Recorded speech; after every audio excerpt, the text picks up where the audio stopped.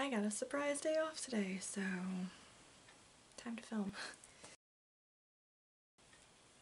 Hey folks, my name is Jen, and today I wanted to do another book tag.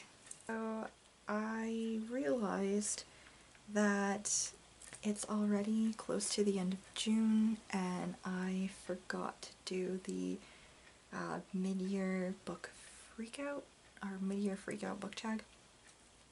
So I just wanted to definitely take care of, so I definitely wanted to do that. I think I've done it the past 2 years, so I figured it'd be a good time to do it again. I don't know if I'm gonna end up doing this like every year, but at this point it just feels like it's a nice fun thing to do, to just, you know, compare to previous years and see where I was at kind of around this time then. So I cannot remember who the original poster was, but I will look that up and I will leave the link to their post down below where I usually leave things. So yeah, alright. Anyway, let's get into the tag. So the first question is, what was the best book that you have read this year? And for that, I'm definitely going to have to answer The Count of Monte Cristo by Alexandria Dumas. I have read a couple of books this year so far that have gotten me fairly excited or made me pretty happy, but nothing really compares to this bad boy. Like, this wasn't just reading a book, this was having an experience. That's what this book was like. So yeah, I definitely have to say that this is, at this point, this is the best book that I've read so far.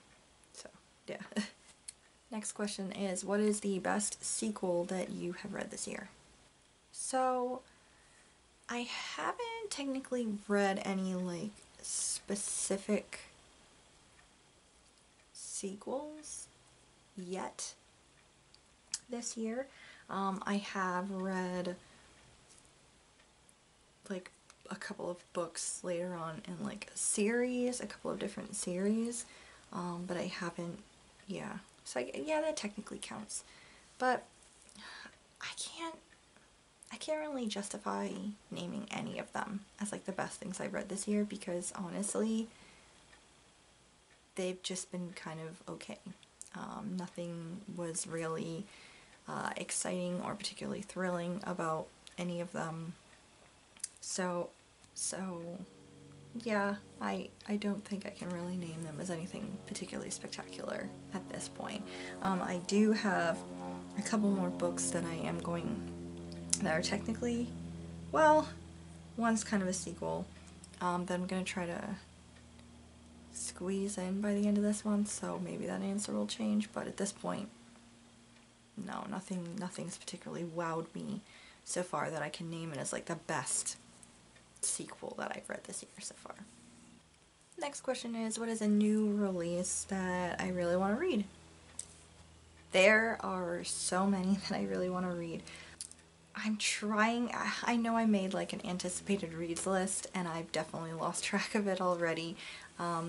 There are a couple that I'm still like super pumped about, and a couple that have come out already that I haven't even gotten yet, like My Fine Fellow, which is like a take on My Fair Lady, and oh, I feel like there are a couple of others that I was like so excited about at the beginning of the year, and I'm really tired. There are a couple books, book 4 in a couple of series I'm very excited about that are coming out this year. The 4th and final book in the Small Spaces series by Catherine Arden comes out, I believe, in August. Super jazzed about that. And the 4th book in the Nevermore series by Jessica Townsend comes out, I believe, in September or October. And I'm pretty pumped about that too. So next question is, what was your biggest surprise this year? Biggest surprise this year actually is more of a negative thing, and that was that I didn't wholeheartedly love Gallant. I mean, I did have my review of it. When did I read this? See, I can't even remember what month I read this in. I mean, I did enjoy the story. There are definitely parts of it that I really, you know, liked, and was definitely enjoying my way through the book, and I really like how it's set up. It's very, like, beautifully put together, and the world that exists in it is very interesting, but at the same time, I was not, like, over the moon about it. Like, the ending felt kind of lackluster to me, and I just, for something that I was eagerly anticipating, I guess it was kind of a letdown because I was expecting a lot more from it, and then was just kind of left with this feeling of, well, that was good, but, you know, it could have been better, and it wasn't outstanding. So I guess that's kind of the biggest surprise that I've had so far this year, is that this wasn't as, like, fantastic as I'd heard or had hyped up in my head, I guess. Next question is, who's your new favorite author? So,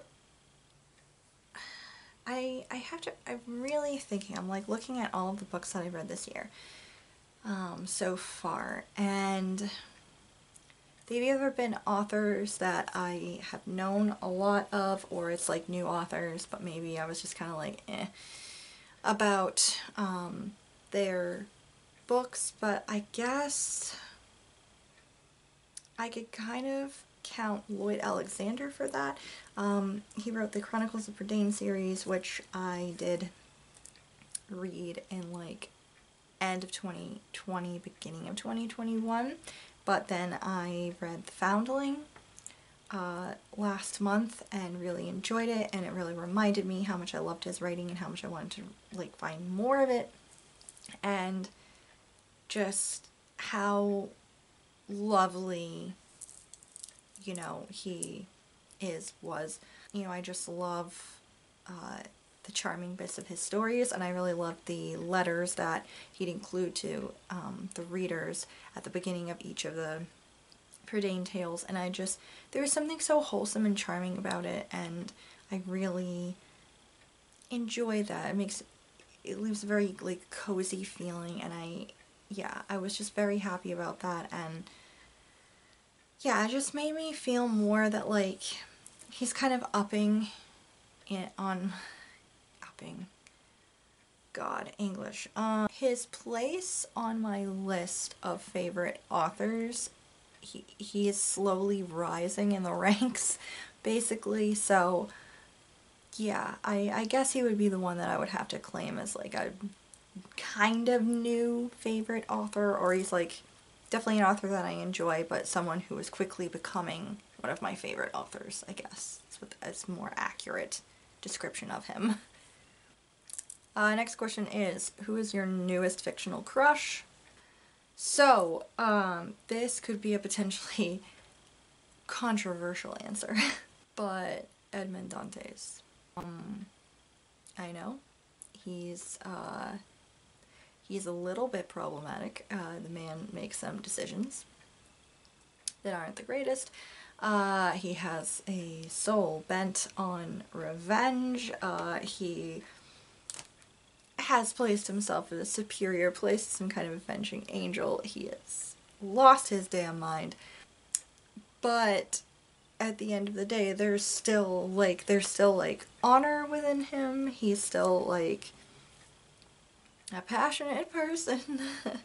His passions are just leaning towards, like, murder more often in the book or just bad things. But at the end of the day, it's like he's still, like, there's still some honor within him. There's still, like, good parts of him that he's trying to tamp down to focus on, like, his revenge, but there's still, like, a good man within him. And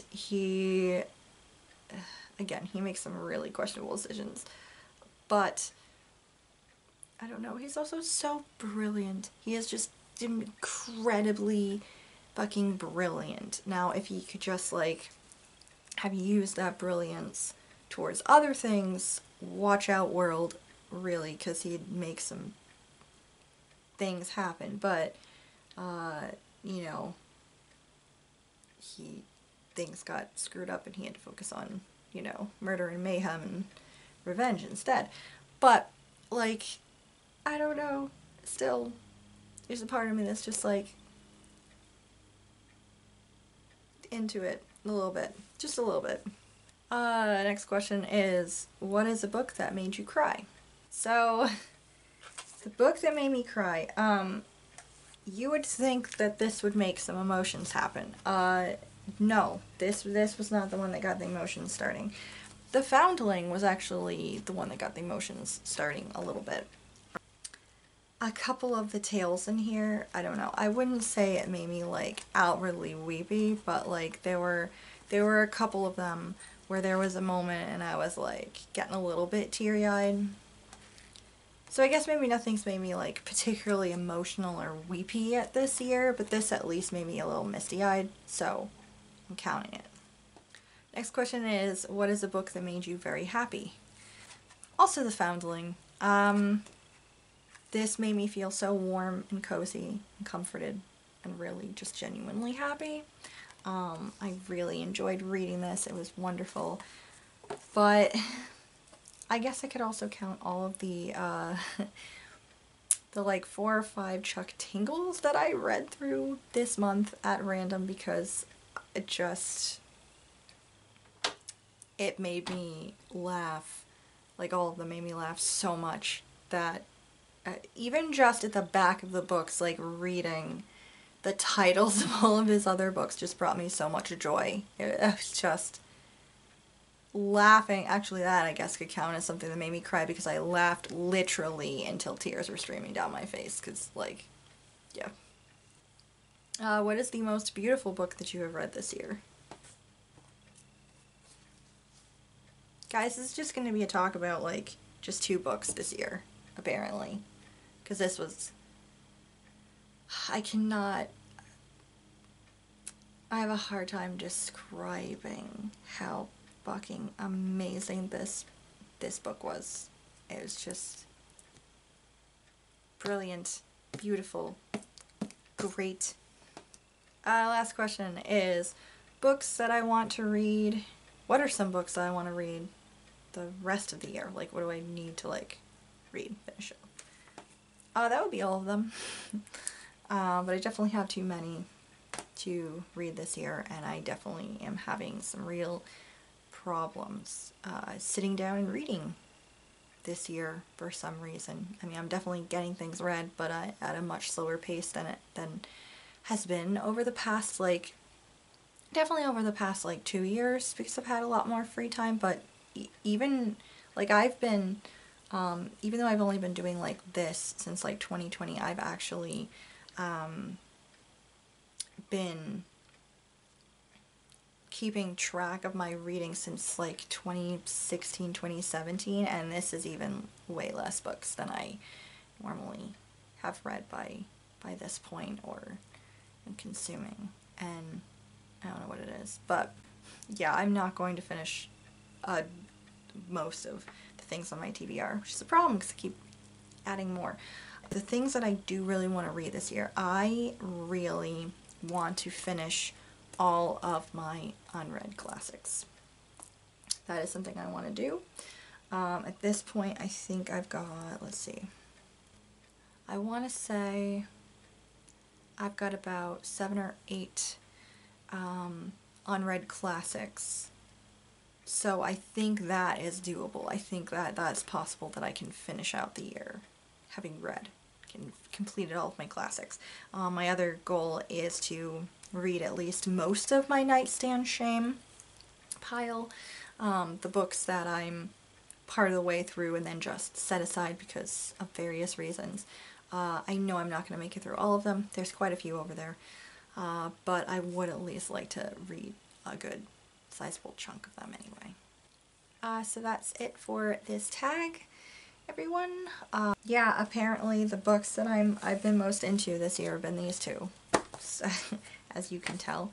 I'll have to go look at my other ones and see how that compares, if I had more varied answers or what. But yeah, thank you for tuning in. Consider yourself tagged if you are also interested in doing this, or if you want to do it again. Thank you so much for watching. Please consider subscribing if you would like to see more or get notified of more content. I usually post it by, well, I've been trying for Thursdays. That doesn't always happen, but I'm trying. But yeah, anyway, thank you, and I will see you in the next video. Bye.